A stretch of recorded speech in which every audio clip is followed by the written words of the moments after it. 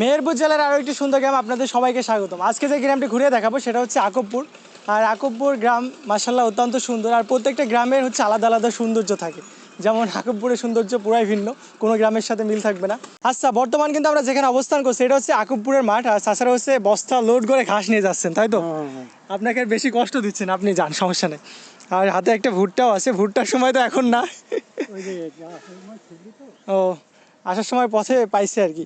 আর দেখেন এ পাশে হচ্ছে ঘাস কেটে রাখছে, আর হচ্ছে গামছা দিয়ে আপনার বেঁধেও রাখছে আর কি। আর এখানে দেখেন একটা সাইকেল আছে, বাইসাইকেল, সেটা হচ্ছে ঘাড় লক দিয়ে রাখছে। ঘাড় লক তো নয়, আপনার একটা এক্সট্রা লক কিনছে আর কি, সেটা দিয়ে বেঁধে রাখছে। আর চাচাকে হচ্ছে দাঁড় করলাম না, কারণ বেশিক্ষণ দাঁড় করালে অনেক বেশি কষ্ট হয়ে যাবে, যেহেতু বস্তায় মাথার উপরে আছে, অনেক বেশি ভারী। আর আকুবপুরের মাঠটা কিন্তু মার্শাল্লাহ অত্যন্ত সুন্দর। তো এই ঘাসগুলো কি আপনার? তো এই ঘাসগুলো হচ্ছে এই চাচার আর কি।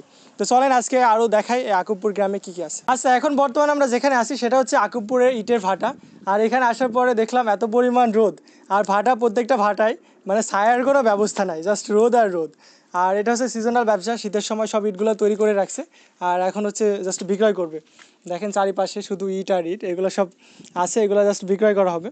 আর আকুবপুরের ভাটাটা কিন্তু অত্যন্ত সুন্দর, মাঠের মাঝখানে, যেটা ভালো লাগছে আর কি। রাস্তার পাশ থেকে এটা অনেক বেশি ভালো লাগলো।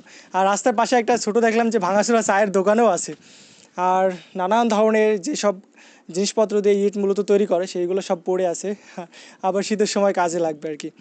আর মার্শাল্লাহ সব কিছু মিলে কিন্তু ইটের ভাড়াটা অত্যন্ত সুন্দর। মনে পড়ে 1 টাকা দিয়ে বন্ধুদের সাথে সেই চকলেট খাওয়ার দিনগুলোকে, মনে পড়ে স্কুল ফাঁকি দিয়ে বন্ধুদের সাথে আড্ডা দেওয়ার সেই দিনগুলোকে, মনে পড়ে বেঞ্চে বসার জন্য বন্ধুদের সাথে ঝামেলা করার সেই মুহূর্তগুলোকে।